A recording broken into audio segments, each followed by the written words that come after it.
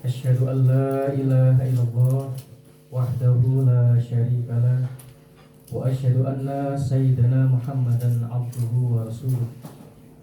Faqad qala Allah azza wa jalla fil kitabihil karim wa huwa asdaqul qailin.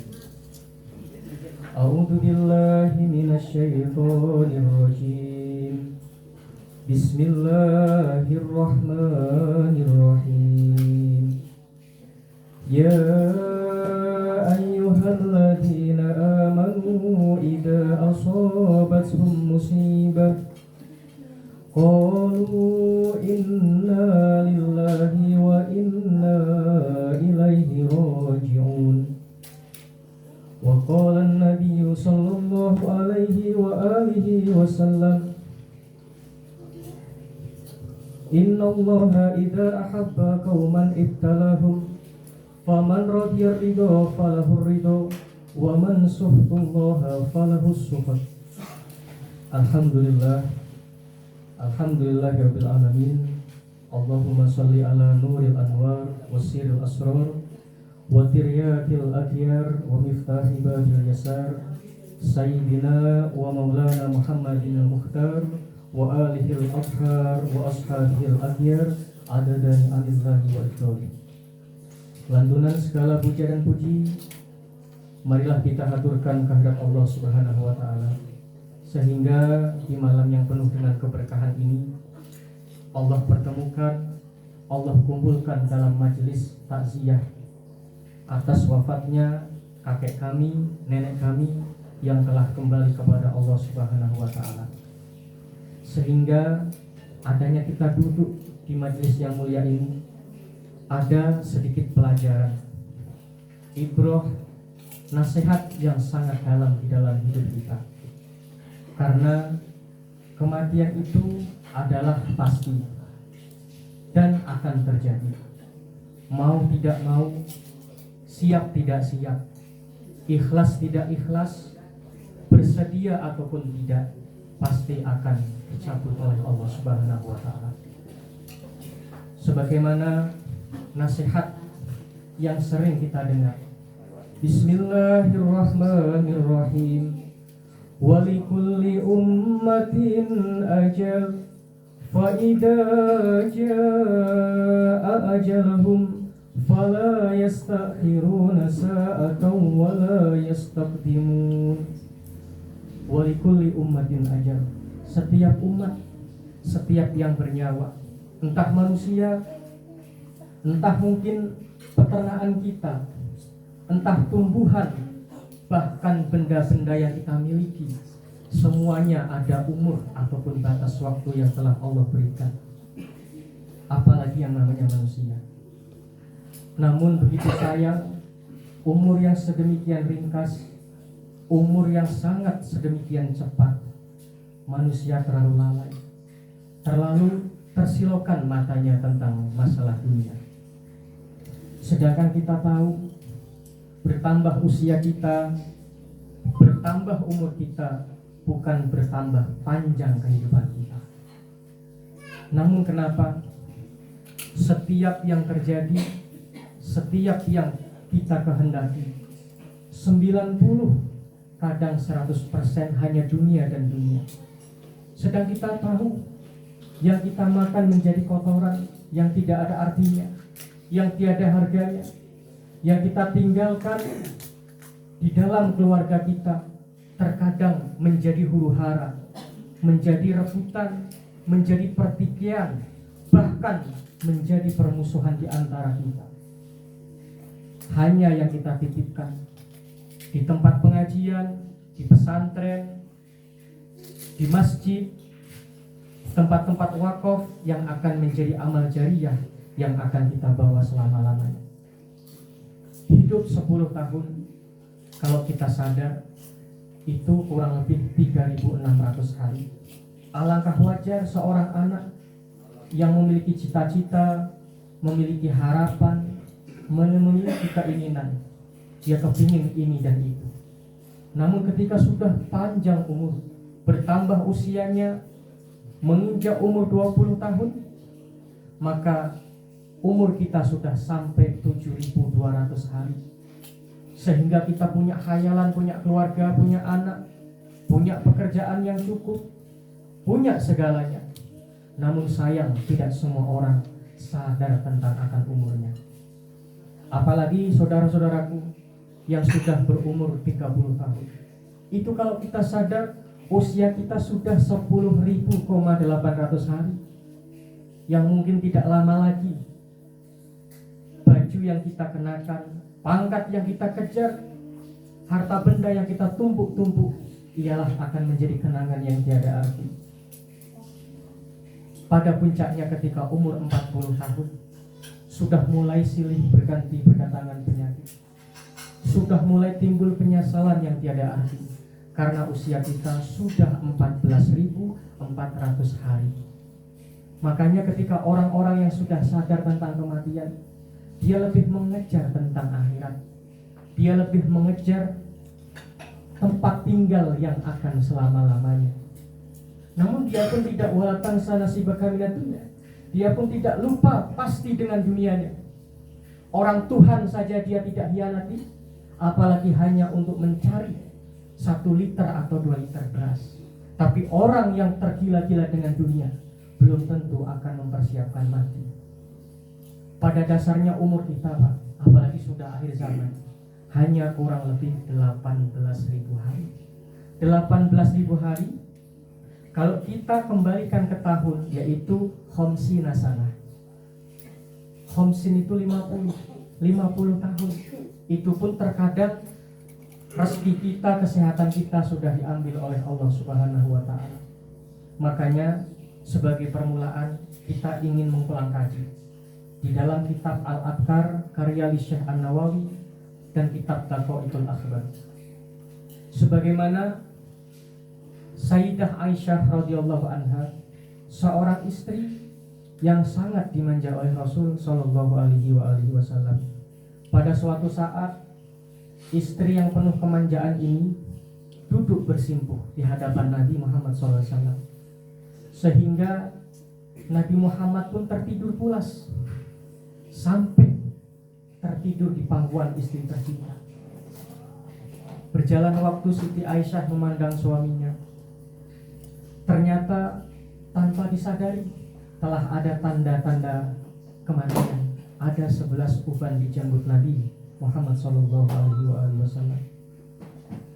Tanpa dirasa Siti Aisyah fafadat ainaha, berkucur linangan air mata, karena dia meyakini, ya Allah, sudah sampai tanda-tanda itu di dalam seseorang yang sangat aku cintai dan aku sayangi, ya Allah. Sudah sampai sinyal itu, ya Allah, di dalam tubuh seorang manusia yang dicintai seluruh alam semesta ini, ya Allah. Maka kepada siapakah aku mengadu, ya Allah? Kepada siapakah aku mengharap kasih sayang? Kepada siapakah aku mengharap syafaat? Kepada siapakah aku mengharap bimbingan dan nasihat? Kemudian umat pun akan sedih ketika sang Nabi telah pergi ke sang ilah itu selama-lamanya. Sehingga tidak dirasa, Nabi Muhammad pun terkejut karena terkena tetesan air mata Siti Aisyah radhiyallahu anha. Sehingga Nabi bersabda, "Ya zaujati, wa ma yubki?" Kenapa engkau menangis, ya Aisyah? Apakah aku punya salah? Ataukah ada hak-hak di dalam suami istri yang belum aku tunaikan, ya istriku? Siti Aisyah hanya berdiam dan mengucurkan air mata. Ditanya, ya Rasulullah, aku melihat kepedihan yang sudah akan datang di dalam keluarga kita. Kemana umat akan mengadu? Kemana umat akan memohon perlindungan, bimbingan ketika sang Nabi telah pergi untuk selama-lamanya? Ditanya sama Rasulullah, ya Aisyah, apa kepedihan yang lebih dahsyat daripada yang engkau pikirkan? Allah wa rasuluhu a'lam. Rasul dan Allah yang lebih mengetahui, ya Rasulullah. Nabi Muhammad bersabda, ya Aisyah, ketika jasad seorang pengantin baru yang begitu cemawa, begitu mahligai, telah dipisahkan oleh baju-baju pengantin dan kemegahannya, cincin pengantin telah dilepas, mahkota ratu, mahkota kerajaan telah ditelanjangi. Disitulah terjadi kepedihan yang tiada Aisyah. Kemudian ya Aisyah, ketika jasad seorang ulama terkujur kaku tidak berdaya, hanya dikenang ilmu dan nasihatnya beserta amal soleh. Kemudian ya Aisyah, yang lebih pedih lagi, seorang raja yang sangat kuasa dan sangat luar biasa, namun ketika ajal tiba, tiada daya dan upaya, menjadi sampah, menjadi bangkai yang tiada berguna. Namun Aisyah, ada yang lebih sedih dari itu ya Aisyah. Ketika sudah terkujur kaku di pembaringan tempat memandian jenazah, jasad ini meraung-raung, meronta-ronta, memohon syafaat, memohon doa kepada Yang Maha Kuasa, memohon syafaat kepada nabinya, namun tiada arti dan tiada guna. Ya Rabbi, wahai Tuhanku, wahai orang yang memandikanku, pelanilah aliran-aliran air yang Engkau guyurkan ke dalam tubuh kami, karena kami hari ini telah lepuh dan hancur akibat sayatan nyawa yang telah malaikat Israel telah merenggut dari dalam jasad dan ruhku.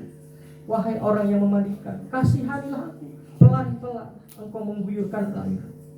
Karena di situ apa perbuatan kita, jangan pun di dalam kubur, di tanah suci, itu pun kita akan merasakan kebiadaban, kepikiran, kejahatan yang kita lakukan di dunia. Bisa Bapak lakukan nanti kalau ke Masjidil Haram. Kalau belum tobat nasuha, kena semua balasan di situ. Kemudian ditanya, ya Rasulullah, apa yang lebih sedih ya Rasulullah? Kemudian ya Aisyah, ketika sudah meraung-raung jenazah itu, ketika dimandikan, kemudian dijamah, digosok-gosok oleh sang pemandi jenazah. Jenazah ini pun berkata, ya Rabbi, wahai Allah, wahai orang yang memandikanku, tolong usap-usap dengan lemah lembut, karena kulitku telah hancur, telah berkeping-keping, telah melepuh akibat sengatan nyawa yang telah Allah lepaskan dari dalam tubuh. Tolong kasihani aku tidak meminta apa-apa. Usap badanku dengan sangat lembut dan santun, meraung-raung. Makanya orang baik atau orang buruk kita bisa lihat Pak, waktu dimandikan. Kalau orang itu memang pandangan matanya bagus, hatinya lembut, tangannya murah, dengan segala titipan karunia, mungkin jabatankah, mungkin rezekikah, mungkin ilmukah, tidak pandang bulu selama itu tujuannya kepada Allah Subhanahu wa taala, maka tersenyum karena melihat tempat yang akan dia tinggali selama-lamanya. Namun ketika mayit menangis, melotot, sangat seram, tertanda perjalanan Maryadun Nar, taman-taman neraka yang diperlihatkan oleh Allah Subhanahu wa taala. Tatkala sudah dimandikan, diangkat jenazahnya. Coba kita rasakan. La ilaha illallah, la ilaha illallah, la ilaha illallah, Muhammadur Rasulullah. Semuanya. La ilaha illallah, la ilaha illallah, la ilaha illallah, Muhammadur Rasulullah. La ilaha illallah, la ilaha illallah, la ilaha illallah, Muhammadur Rasulullah.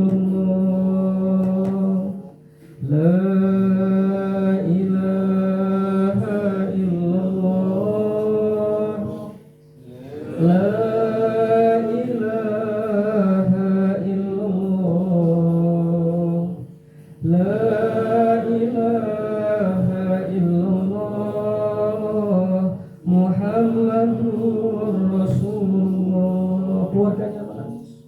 Sudah terbayang perpisahan itu tidak akan kembali. Diangkat jenazahnya. Yang tadinya pakai baju seragam, yang tadinya pakai baju kebesaran, yang tadinya pakai baju yang sangat mantap, aksesorisnya bagus, mobilnya selalu kita kinclongin, keretanya kita setel. Tapi kalau untuk mencuci muka, untuk wudu, untuk mengkaji, mendekatkan diri, untuk menuju rumah orang soleh, berat kaki kita. Tapi kalau untuk menjilat pejabat, untuk mendekati orang-orang fasik, orang-orang biadab, hobi kita. Padahal paling bermanfaat, Pak, orang yang punya saudara, orang yang ahli sujud, wasajadatu la lailihi wan nahari. Karena berbanding 1000 orang yang ahli ibadah, cukup orang alim satu. Tapi kita sudah kebalik. Kalau yang kita kunjungin kawan kita yang lebih mewah, lebih bintangnya lebih 4, bajunya baretnya lebih banyak, tapi kita mati mengkhususkan hadrah pun tidak bisa. Baca sholat jenazah pun niatnya seperti niat sholat biasa, Allahu Akbar, Allahu Akbar. Tapi entah apa yang dibaca doa, kita bangga. Makanya sekarang sudah terbalik, pengajiannya sudah terbalik, peraturannya sudah terbalik, segalanya sudah terbalik. Tanpa kita sadari kita akan ditakziahi dan dikunjungi seperti ini. Ketika jenazah diangkat oleh sahibul musibah, diletakkan di tempat pembaringan di tengah keluarga ruangan, jenazah tersebut mulai meraung-raung, wahai orang yang mengkafaniku, tolonglah jangan engkau cepat-cepat engkau menutup mataku, karena hari ini hari terakhirku, yang mana aku tidak akan lagi memandang anak-anakku, istri-istriku, saudara-saudaraku, dan karib kerabatku. Ketika aku pergi, aku tidak akan kembali ila yaum yub'atsun, sampai hari kiamat nanti entah berapa juta tahun lagi. Tolong jangan cepat-cepat engkau menutup mataku. Boleh engkau mengikat kakiku lebih dahulu, boleh engkau mengikat kedua tanganku, namun tolong jangan cepat-cepat engkau tutup mataku dengan kain kapas. Nangis, Pak. Cuma tidak semua orang itu merasakan. Jangan pun orang biasa. Sekarang pun pesantren sudah modelnya banyak. Bukan orang soleh, bukan orang yang tawajuh, bukan orang yang punya sanad ilmu, hanya punya uang dan punya lobi, punya pesantren. Makanya kita banyak mengeluarkan uang, anak kita nggak dapat apa-apa. Ya karena bukan guru, nggak ada sanad. Sedangkan ilmu kalau ada sanad, akan ada berkahnya. Kalau ilmu tidak ada sanad, nggak ada berkahnya. Seperti kita mencuri, kok mungkin mengajar Iqra nggak masalah. Karena sekarang banyak fotokopi. Orang ahli Mesir, lulusan Timur Tengah pun tidak semuanya orang berilmu. Karena banyak anak pejabat, anak toke, anak konglomerat bisa terbang karena uangnya, bukan karena beasiswa. Apalagi yang hanya pendidikan di dalam desa. Tapi kalau kita betul-betul mencari ilmu, tanpa kuliah, tanpa sekolah, insya Allah ada bedanya orang yang menuntut ilmu. Ketika sudah ditangisi, jenazah ini sudah ditutup kepalanya, keluarganya sudah mulai menangis, sudah mulai menyesali. Ternyata makanan yang begitu banyak di kulkas, di freezer, orang tuanya tidak akan merasakan lagi, Pak. Baju yang berlemari-lemari, dia pun tidak minta apa-apa. Kebun yang sejauh mata memandang, itu pun tidak ada manfaatnya. Apalagi yang lain. Jangan pun orang yang mati, orang yang sudah sakit parah, sudah komplikasi, sudah stroke, entah karena teguran dari Allah, entah karena laknat, tergantung amal pribadi masing-masing. Itu pun sudah tidak guna. Mereka punya istri banyak hanya dipandang dan ditangisi, punya anak yang banyak yang lucu hanya disesali dengan perbuatannya, punya mobil yang semua merek ada hanya dia pandang, punya makanan sudah tidak bisa mengunyah karena lidahnya sudah membeku. Segalanya tidak ada artinya hidup ini. Ketika sudah ditutup seorang jenazah tersebut, dibawa ke depan rumah, sudah mulai nangis. Ya Allah, ternyata aku terbuai dengan dunia, ya Allah. Dahulu aku membuat rumah yang sangat nyaman ya Allah, agar kiranya banyak tamu yang berdatangan dikenyangkan di rumahku, agar kiranya rumahku penuh dengan majelis ilmu, majelis zikir, agar kiranya rumahku tempat pengayom orang-orang yang menderita ya Allah. Namun segala yang aku tinggalkan, yang aku fasilitaskan kepada anak-anakku, hanya doa Fatihah ya Allah. Kiranya mereka pun lupa setiap saat ya Allah. Nangis orang udah nyesel. Seandainya bisa aku ukur kembali ya Allah, mungkin aku udah pergi haji lebih dahulu ya Allah. Ternyata anak yang aku besarkan, yang aku sekolahkan level PhD S3, belum tentu mau ada niat mengumrohkan, apalagi membuatkan kita masjid Pak. Makanya mumpung kita masih sehat, pergi haji cepat mungkin. Mumpung kita masih sehat, buat menasah, buat masjid. Mumpung kita masih diberikan kesempatan buat amal jariah yang banyak. Tapi anak pun tetap kita tinggali. Bukan semua untuk anak-anak, bukan. Sayyidina Umar bin Khattab sudah dibagi. Untuk urusan agama semua 50%. Urusan anak, cucu, semua tetek bengek 50%. Imam Syafi'i 30%, 30%. Tapi kita karena tidak ada bimbingan, income yang kita benamkan di dalam dunia kosong, tidak ada yang kita petik ketika kita mati. Sungguh beruntung kakek nenek kita yang dahulu rezekinya mudah, tanahnya di mana-mana berkah, amalnya pun sangat masya Allah dan subhanallah. Kemana pergi ada saudara, sudah jasadnya beratus tahun masih dikenang namanya. Mungkin kalau kita hanya dikenang oleh batu nisan yang paling mahal kurang lebih harga 1 juta, Fulan bin Fulin, tidak ditulis lagi gelarnya Pak. Yang di situ gelarnya gelar agama, keagamaan. Insinyurnya hilang, PhD-nya hilang, MBI-nya hilang semua. Cuman titel orang-orang soleh, habaib, syekh, tengku, ustadz, cuman itu. Itu pun belakangnya nggak dipakai lagi. Kalau kita sadar, ketika jenazah sudah terbaring di depan rumah, dia pun menangis. Ya Rabbi, ya Allah, wahai keluargaku, tolong jangan cepat-cepat engkau angkat kerandaku ke dalam kubur, wahai keluargaku. Aku masih kepingin mendengarkan lantunan doa, lantunan ayat-ayat suci Al-Quran yang mengiringi kepergianku itu selama-lamanya. Tolong pelan-pelan angkat keranda. Saya masih mendengar, walaupun mataku sudah tertutup, saya masih kepingin mendengarkan terakhir kalinya saudaraku, karib kerabatku, anak-anakku, istri-istriku, agar kiranya kepergianku ikhlas, kepergianku tenang. Lantunan barokah ayat-ayat suci Tuhan. Nangis Pak ketika diangkat. Orang sekarang mengangkat keranda seperti mengangkat kedebok pisang. Makanya saya pun heran. Saya jauh-jauh kurang lebih 3.000 km dari Banten kemari, bukan karena nganggur Pak, karena guru saya pun berpesan, kamu ada darah Banten, kamu ada darah Aceh, kamu pun ada darah Jawa, kamu pun ada darah Timur Tengah, jangan lupakan itu. Semua kesana kemari harus kamu bimbinglah. Karena serambi Mekah sekarang serambinya hilang, tinggal seremnya kalau kita rasakan. Dulu di Aceh jangan pun harta, nyawa pun sangat murah, sangat sekali. Makanya gelar serambi Mekah bukan kaleng-kaleng. Sayyidina Syekh Abdul Rauf As-Singkili itu salah satu murid daripada Syekh yang di Pamijahan, Abdul Muhyi Pamijahan. Itu yang merumuskan membuat Al-Quran berbahasa Melayu. Makanya dikenal serambi Aceh. Namun ketika meninggalnya Sultan Iskandar Muda, Sultan Iskandar Sani, belas, jangan pun nyawa. Maulid Nabi Muhammad SAW kita rasakan di Aceh Tengah. Belah telur cuma. Paling bagus beli ayam putih 0,5 kilo. Tapi anak kita belum tentu anak suci, belum tentu jadi orang berguna. Bisa kita potong ayam 50 ekor, bisa kita potong kambing, padahal belum tentu jadi manusia benar.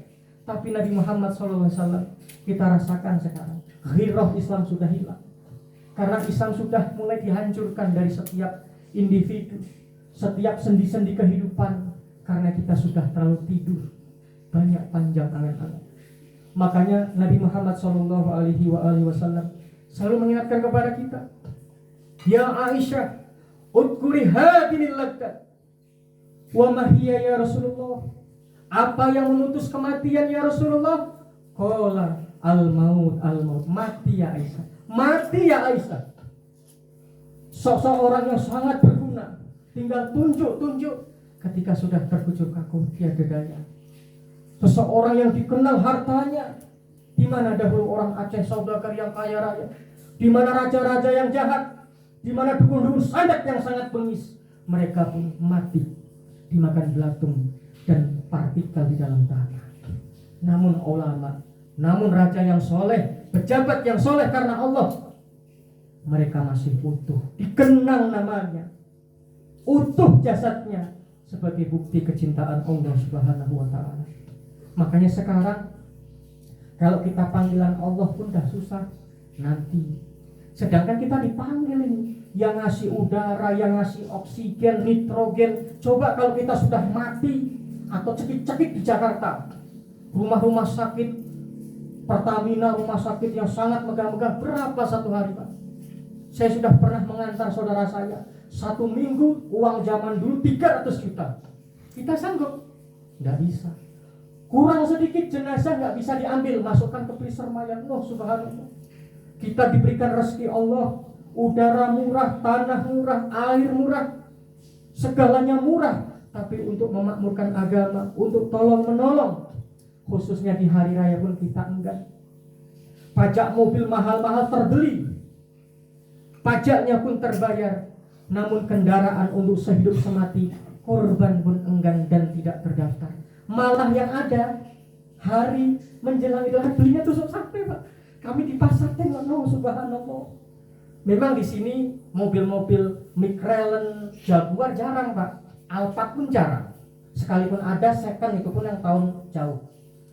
Tapi minimal punya Avanza, Innova, belinya tusuk sate Pak, mengharap daging gratis di dalam masjid. Tapi dia nggak kurban. Ini zaman sekarang. Waktu menjelang Idul Adha, beli kecap, beli bawang, beli tusuk sate. Kami innalillahi wa inna ilaihi raji'un. Banyak manusia yang bergaya di atas dunia, namun besok menjadi manusia yang hina dan tiada arti di akhirat. Makanya di situ kita harus sadar, kita ini bukan nggak enak karena manusia. Bahkan terkadang saudara kita yang kaya, karena sudah sadar diberikan daging dia tolak. Kasihkan Pak yang sebelah sana. Takut yang orang ada haknya lebih miskin, lebih susah, malah nggak dapat. Itu orang kaya yang bagus. Al-yadul ulya khairum min yadis sufla. Tangan yang di atas lebih diridhoi Allah kalau kita sudah mampu daripada tangan yang di bawah. Kemudian setelah jenazah ini diangkat ke alam kubur, sudah mulai tangisan keluarganya, penyesalan. Oh betul ya Allah, ternyata mati ini bukan main-main. Kafabil mauti mau'idhah. Cukup kematian itu sebagai peringatan yang sangat dahsyat dan untuk menyadarkan kita. Mungkin kalau musibah kita masih bandel, belum sadar. Mungkin kalau kita diberikan ujian bangkrut, kita masih ngeles. Mungkin diberikan cacian fitnah, kita masih angkuh. Namun cukup dengan kematian kita sadar, menjadi orang yang tambah mendekatkan diri kepada Allah Subhanahu wa ta'ala. Diangkat langsung, la ilaha illallah, la ilaha illallah, la ilaha illallah, Muhammadur Rasulullah. Semuanya, la ilaha illallah, la ilaha illallah, la ilaha illallah, Muhammadur Rasulullah. La ilaha illallah, la ilaha illallah, la ilaha illallah, Muhammadur Rasulullah. La ilaha illallah, La ilaha illallah. La ilaha illallah Muhammadur Rasulullah. Sampai di kuburan Pak. Betul ya. Kalau kita mati di Aceh gratis.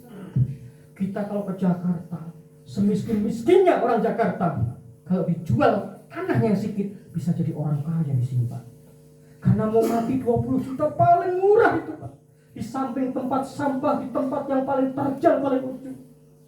Kalau sampai nggak punya uang 20 juta, dibawa ke kampungnya saudara, asal masuk tanah. Yang orang kaya 500 juta, 300 juta, 200 juta, hanya mau masuk tanah segitu harganya. Kalau kita sadar, nikmat apa yang akan kita dustakan? Kita hidup masih kurang bersyukur. Sudah masuk kubur, alangkah bahagia. Yang punya anak yang soleh, yang punya anak, keluarga menantu yang taat kepada Allah, ada hataman Quran. Di kuburnya dijaga, karena ada hadis Nabi. Orang yang meninggal ketika sudah dibenamkan di dalam tanah, pulang yang memasrahkan 7 langkah, datang malaikat mungkar dan nakir. Itu betul. Kalau sampai seperti kiai banyak yang ngajiin Fatihah, itu makanya tidak ada siksa kubur. Bismillahirrahmanirrahim. Wala takunu liman yuqtalu fi sabilillahi amwat bal ahya'un walakin la tash'urun. Hei manusia, jangan kau samakan pangkat orang-orang yang punya pewaris ilmu Nabi dengan manusia yang hanya berbaju per 5 tahun. Wala takunu, jangan kau sombong, kau bilang orang itu mati sebagaimana matinya bangkai dan manusia biasa. Bal ahya'un walakin la tash'urun. Mereka lebih hidup, lebih nikmat, lebih terjaga, lebih dimuliakan daripada di dunia. Kalau nggak percaya, bongkar kuburannya. Ada 10 orang yang dijamin Allah abadikan jasadnya. Siapa? Al-ajzatu minal anbiya'i wal mursalin. Jasadnya para nabi nggak busuk Pak. Jangan pun nabi, rasul, ulama yang soleh, orang biasa yang taat ibadah, yang dermawan, yang zakatnya ditunaikan, sodakohnya, silaturahimnya, ketaatannya boleh, meninggal di malam atau di hari Jumat, itu pun masih utuh jasadnya. Orang biasa. Karena kita nggak haji. Kita kalau urusan dunia, sabun yang paling mahal, mobil sampai utang-utang, sampai makannya pun ngirit, rumah sampai nyicil-nyicil, pingin buah pun kadang mungkin setahun sekali, demi untuk bergaya di dunia. Namun gaya kita di alam kubur pun kita menjadi tengkorak. Bahkan kalau sudah sekian tahun, hanya tulang ekor tinggal Pak yang dipantat itu. Yang lain lebur, hancur dimakan oleh belatung dan partikel bangkai-bangkai yang menjijikan di dalam tanah. Yang kedua, jasadnya para Rasul Allah, jasadnya para wali Allah. Yang ketiga, jasadnya ulama yang soleh, penghafal Al-Quran yang ikhlas karena Allah. Jasadnya yang kelima, orang yang syahid fisabilillah, syahid di dalam membela kebenaran. Yang keenam, jasadnya seorang yang dermawan, pengasih, asih dan asuh, meninggal di malam atau di hari Jumat. Jasadnya yang ketujuh, orang yang hamil, susah senangnya, ibadahnya, kebaikannya terjaga, meninggal di tengah kelahirannya. Yang kedelapan, jasadnya orang yang membela orang pertengkaran karena ada orang yang tertindas sampai meninggal di tengah jalan, itu pun syahid di jalan Allah. Jasadnya orang-orang yang punya kebaikan, punya amal-amal jariah dengan hasil rezeki yang lurus, yang dia pikirkan untuk Allah dan Rasulnya, itu pun sama, kurang lebih atas ini. Kalau kita kepingin masuk di dalam daftar itu, ketika sudah ditinggal jenazah ini, malam pertama jenazah itu menangis, ya Allah, sungguh tidak aku rasa ya Allah, ternyata angan-anganku salah ya Allah. Aku kira umurku sampai 100 tahun ya Allah, namun kini aku menjadi penghuni kubur yang tiada arti ya Allah. Dahulu kedatanganku disambut ria oleh keluarga dan anak-anakku dengan ria dan canda tawa. Aku telah kuhabiskan ya Allah.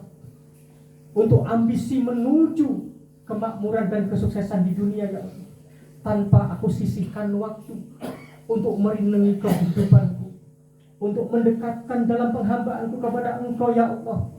Hanya waktuku habis bertemu klien, bertemu ajudan, bertemu bayar orang pembisnis besar ya Allah, hingga aku lupa ya Allah menyisihkan waktu untuk beribadah, mendekatkan diri kepada Engkau ya Allah. Dahulu aku orang yang sangat menjadi pengaruh. Apa yang aku perintahkan segalanya tunduk dengan jabatan dan pangkat yang aku miliki ya Allah. Kini aku menjadi penghuni pusara yang tiada arti ya Allah. Dahulu di tempat ini aku beristirahat ya Allah, di kasur yang mahal, jati, berkeramikan granit, beralaskan yang sangat indah. Namun kini berbantalkan tanah dan berselimutkan kain kafan ya Allah. Dulu di tempat ini ya Allah, aku merenung, mendapat kunjungan hiburan dari kawanku ya Allah. Namun saat ini hanya meratapi nasib di alam kubur yang tiada kawan dan tiada lampu ya Allah. Terbayang semuanya Pak. Ketika aku mati mendadak ya Allah, kini namaku hanya menjadi tinggalan di atas ukiran batu ya Allah. Nangis, meraung-raung. Ketika malam ketiga hari, jenazah ini memohon izin oleh Allah Subhanahu wa Ta'ala. Ya Rabbi ista'din li ru'yati jasadi. Ya Rabb, ya Allah, izinkan aku ya Allah untuk menengok keadaan jasadku ya Allah. Karena aku pernah berhutang budi ya Allah, bersemayam di dalam jasadku berpuluh-puluh tahun ya Allah. Seperti apa keadaannya ya Allah? Aku kangen ya Allah, kepingin membesuk ya Allah. Diizinkan oleh malaikat Allah, dikawal oleh beberapa malaikat sampai di pusara tempat dia dikuburkan. Ketika sampai di depan kuburan nangis Pak. Ya Rabb, ya jasadal fakir, jasadku yang hina. Dahulu Engkau begitu menawan, begitu indah, begitu wangi. Kini matamu yang tadinya bisa menggoda segala manusia sudah memecah darah dan nanah yang tiada guna dan tiada arti. Dahulu lisanmu begitu indah bercakap, begitu indah suaramu, begitu indah kekuatanmu. Namun kini sudah berbusuk dan mengeluarkan buih-buih nanah yang sangat bau busuk. Dahulu telingamu sering mendengarkan keluh kesah rakyatmu. Dahulu telingamu sering mendengarkan jeritan tetanggamu. Namun engkau tidak pernah peduli dan tidak pernah kamu terbuka mata dan hati. Kini telingamu pun sudah pecah, mengeluarkan cairan yang hitam dan sangat bau. Nangis gak bisa ngomong. Pulang roh tersebut. Waktu malam yang kelima, dia meminta kepada Allah, Ya Rabbi ista'din li ru'yati jasadi. Ya Allah, izinkan aku ya Allah, aku pengen nengok ya Allah keadaan jasadku di malam hari yang kelima ya Allah. Seperti apa keadaannya ya Allah? Diutuslah malaikat datang ke pusaranya, lebih histeris dan teriak-teriak, Ya Rabb, Masya Allah, dahulu perutku segala aku halalkan ya Allah, segala macam makanan, segala macam tumbuhan kami rakus dan kami makan ya Allah. Kini sudah memecah ya Allah, dipenuhi cacing, ulat, partikel, binatang-binatang yang menjijikan ya Allah. Ternyata kehidupanku dahulu ya Allah, aku ratapi dan aku sesali di hari kemudian. Malam kelima orang sudah pecah, hanya orang yang tertentu. Makanya ngaji jangan separuh. Walaupun kita sudah tua, minimal Al-Fatihah kita lancar Pak, minimal juz amma kita lancar. Oh Ustaz, mohon maaf, saya juz amma gak bisa baca. Minimal kul 3 kita fasih Pak. Karena sekarang banyak gengsi. Anak pesantren asal pernah pesantren berapa bulan bisa jadi ulama. Anak dewan udah hijrah pakai jubah kemana-mana luar biasa. Sunnah yang lebih utama mencari ilmu dan mengamalkan, malah ngajinya potongan lewat YouTube. Mending kalau mengajinya tiap hari motong-motong YouTube, di snack video, nengok lembaran-lembaran sepintas, sudah bisa jadi tengku anyaran. Banyak karena punya uang. langsung buka daya. Bukan ulama, bukan ustadz yang didudukkan, dibantu, difasilitasi untuk intim kebersamaan. Enggak, dia yang duduk. Jadi aku kaya. Apalagi orang yang tidak pernah ngaji. Disitulah mereka tidak tahu apa Al-Quran. Apakah hanya tempat pembacaan? Bukan. Tempat untuk menghayati dalam sendi-sendi kehidupan. Ada perintah Allah, ada larangan Allah, ada perbuatan yang mungkar, ada perbuatan yang bisa dimaafkan. Ketika udah malam ke-7 lebih hancur, ratapan nestapa yang tiada arti. Akhirnya jenazah tersebut, sebagaimana Allah Subhanahu wa ta'ala berfirman di dalam kitab suci Al-Quran. Bismillahirrahmanirrahim. Yauma yunfahu fis suri fatatuna afwaja. Ya Rasulullah, apa maksud daripada ayat tersebut? Ya saat laqad sa'alta an abid. Ya saat engkau telah bertanya sesuatu hal yang sangat besar. Nabi hingga berkucur rinangan air mata. Kenapa ya Rasulullah? Karena hari itu, wahai sahabatku, manusia dibangkitkan dalam keadaan berkelompok-kelompok. Ada yang dibangkitkan, dia dalam cahaya-cahaya kubur. Setiap hari mendapatkan makanan, mendapatkan minuman, mendapatkan bingkisan-bingkisan tampan dari mutiara dan perak. Setiap saat mendapatkan itu. Ada orang yang menjadi anjing dan menjadi babi. Siapa? Orang yang makan hak-hak orang yang lain. Makanya Allah Subhanahu wa ta'ala berfirman, Samma'una lil kadhibi akaluna lis-suhat. Orang yang sering mendengarkan berita bohong, menyuarakan berita bohong dan memakan barang-barang yang haram, menjadi babi, Pak. Itu pasti. Karena kalau manusia masuk alam kubur, wajahnya masih berbentuk manusia, maka tidak akan disiksa, Pak. Yang ketiga, ada yang dijadikan menjadi monyet yang tiada arti dan tiada guna. Sebagaimana firman Allah di dalam Al-Quran, fitnah itu lebih kejam daripada membunuh. Kemudian ada juga yang keempat, yang Allah bangkitkan dalam keadaan buta, lumpuh dan berbau busuk di dalam surat Toha. Bismillahirrahmanirrahim. Wa man a'rada an dzikri fa inna lahu ma'isyatan dunka wa nahsyuruhu yawmal qiyamati a'ma qala rabbi lima hasyartani a'ma wa qad kuntu basira. Wa man a'rada an dzikri, siapa orang yang berpaling daripada peringatan agama Allah, siapa orang yang mengkufuri daripada perintah-perintah Allah dan Rasulnya, lebih taat kepada aparat, lebih taat kepada atasan, fa innalahu ma'isyatan dunka, maka akan diberikan kehidupan yang penuh liku-liku dan kehinaan, ratapan penyesalan, kesengsaraan. Wa nahsyuruhu yaumal qiyamati a'ma, Allah akan membangkitkan besok dalam keadaan buta, lumpuh, berbau busuk yang tidak arti. Hamba ini protes. Wa nahsyuruhu yaumal qiyamati a'ma qala rabbi, ya Tuhanku, lima hasyartani a'ma wa qad kuntu basira. Ya Allah, dulu aku punya mata ya Allah, dahulu aku punya kaki ya Allah, kenapa engkau bangkitkan aku dalam keadaan picek, tuli dan lumpuh ya Allah. Ada hak saudara kita, ada rezeki yang tidak kita salurkan dalam kehidupan mereka, ada kejahatan yang kita lakukan tanpa kita sadari. Kemudian ada lagi yang selanjutnya, seseorang yang dibangkitkan dalam keadaan bergelimangan rahmat. Karena apa?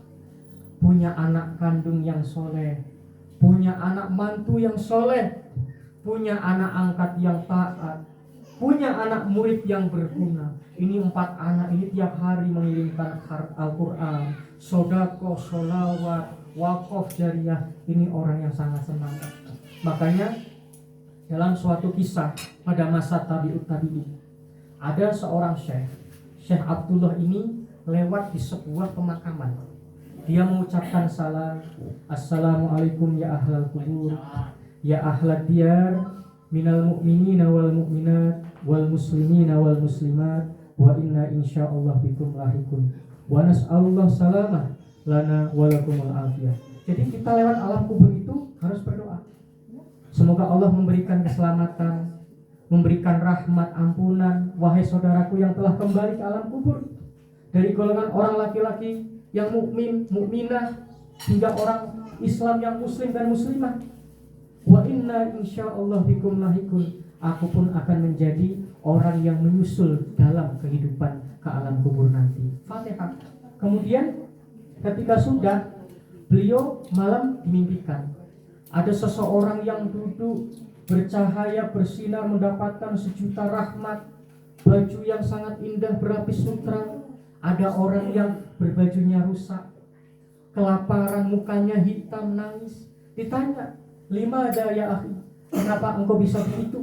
Ditanya, ya Syekh, saya enggak punya apa-apa, wakaf pun saya tidak punya, jariah pun saya tak ada, anak yang soleh pun saya tidak ada, apalagi anak angkat, anak murid, dan anak-anak menantu yang lain. Jadi aku tiap hari seperti hanya orang membagikan rezeki, berebut hingga berjatuh-jatuhan.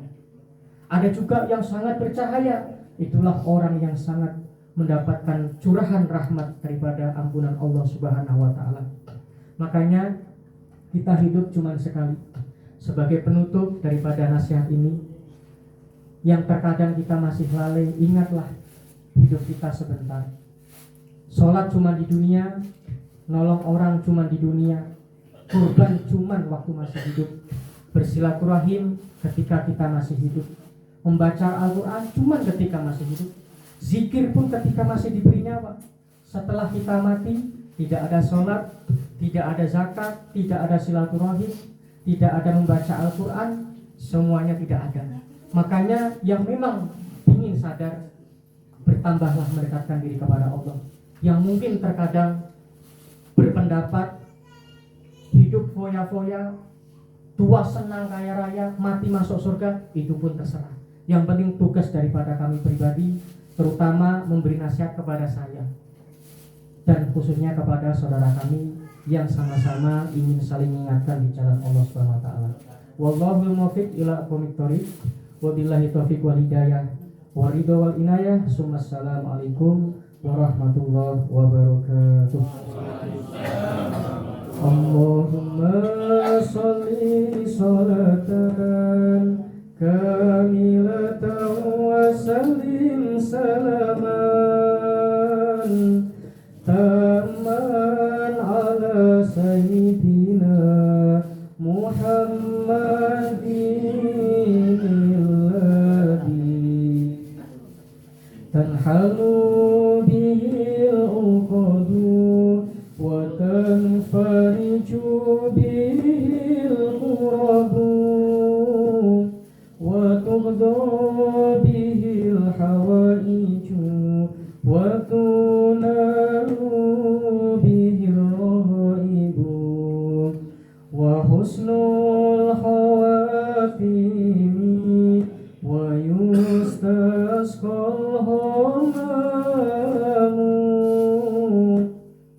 biwajhil karimi wa ala alihi wa sahbihi fi kulli lamhati